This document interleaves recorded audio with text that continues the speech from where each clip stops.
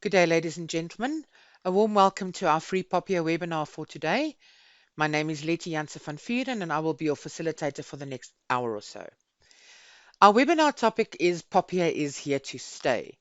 I'm sure we've all heard of POPIA, Protection of Personal Information Act of 2013.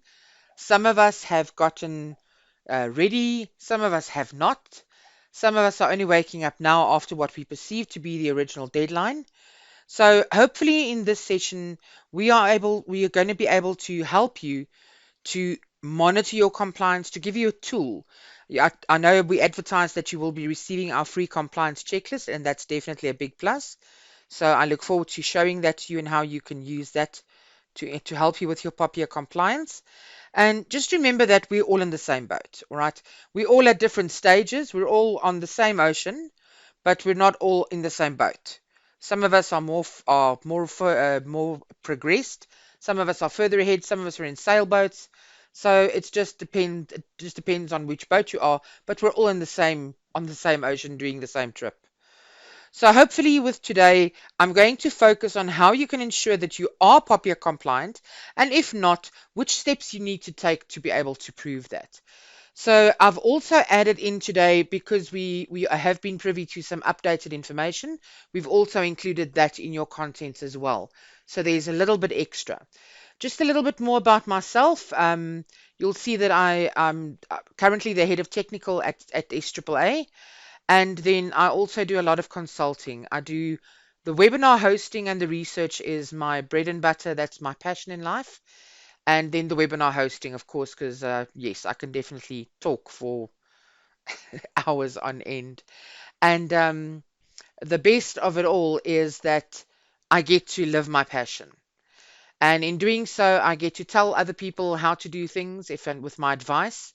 If they need technical advice, mostly to auditing and accounting firms on which audit opinion, if they've got issues on that, or reviewing files or helping them to implement policies, or just be the help and phone a friend when they have a visit from a regulator like cyber or psycha or urba or anybody where they need to get ready. So that is it from my portion as an introduction. Right, let's get straight into the webinar.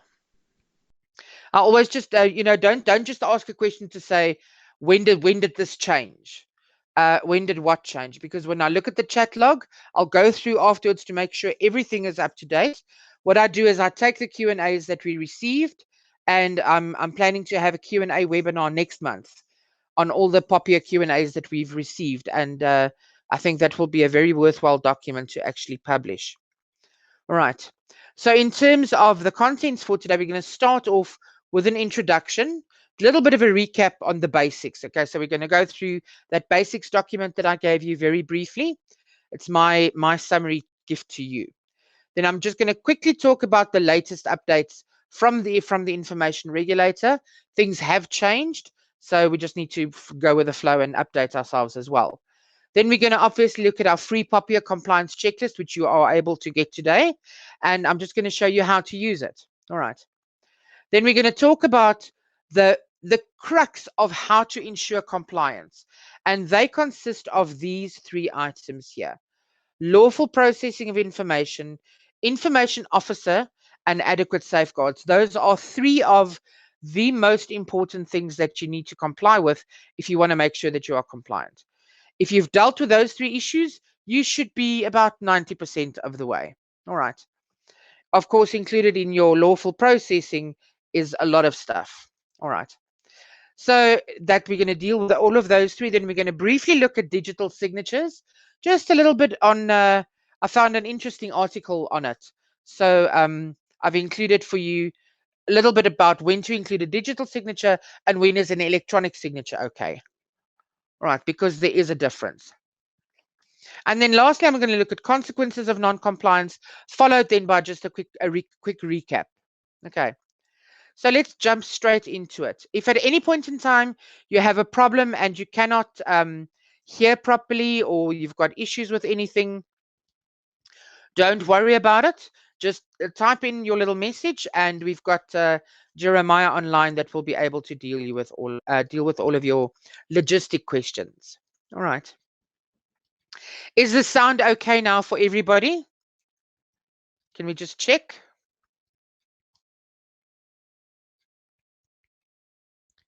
Happy, happy?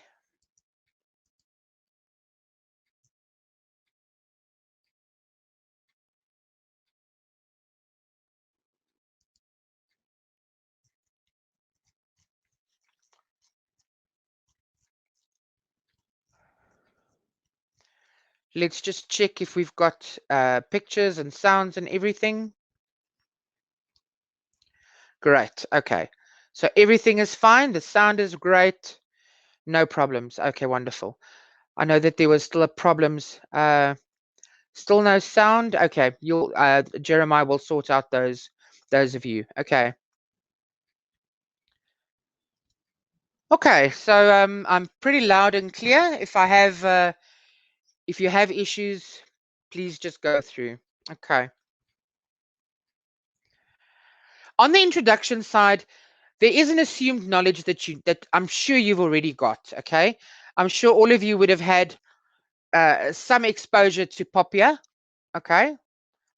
So that's that. Let's go into the basics of POPIA document briefly. Let me show you the document. Okay. This is the document that I compiled for you. Let's just make sure that we can see the entire size. Right, there we go. Okay, so I've got the term POPI versus POPIA. A lot of people talk about POPI Act. The information regulator actually wants us to just use POPIA. All right, so they're doing that for completeness purposes and for consistency. All right, you can go through who does the act apply to, and this is quite important. All right, the act applies to all private bodies. A private body is a natural person who carries on a trade or has carried on a trade. So that includes individuals, right? Sole proprietors. And a partnership will carry on or has carried on a partnership, and then any former or existing juristic person. So it excludes any public bodies, right? But it includes all juristic persons. So if you want to know about whether or not it includes a trust, for instance, the GDPR specifically includes the trust. So POPIA does not speak towards that. But if a trust is regarded as a juristic person, then that's fine. Okay. I've got a lot of people that say that they still have got no sound. Okay.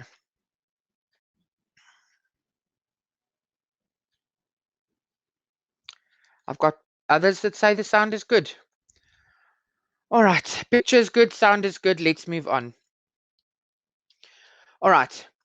There are certain exclusions, all right, of personal information where the act would not apply to it. So you would need to know exactly what is excluded. So anything that is purely personal or for household activities, all right, or if something has been de-identified to the extent that it cannot be re-identified again. Okay. Whoops.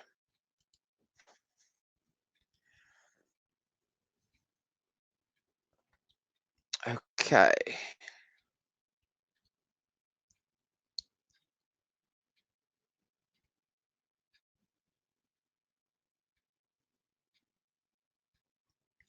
Okay, so let's get on.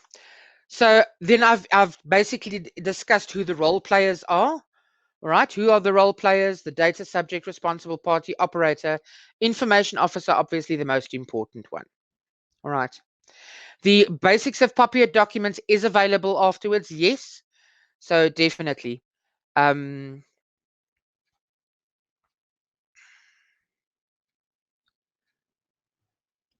Right. Gary, you're just saying, please, can you clarify point 2? Point 2 meaning which one? That's point 2. What are the objectives? I hope that you enjoyed that video. For more of our webinar videos, go to www.accountingacademy.co.za. Thank you and have a lovely day.